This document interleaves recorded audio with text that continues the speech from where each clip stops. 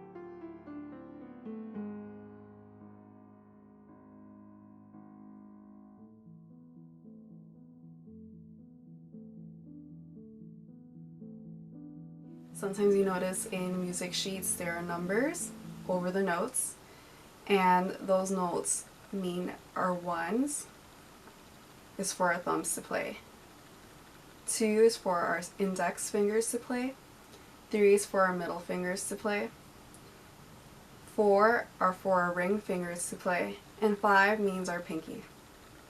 1, 2, 3, 4, 5, and I like to tell my students to always start with 1 for our thumbs. Thank you so much. This will be all for today. Thank you for watching. Please subscribe. Have a great day.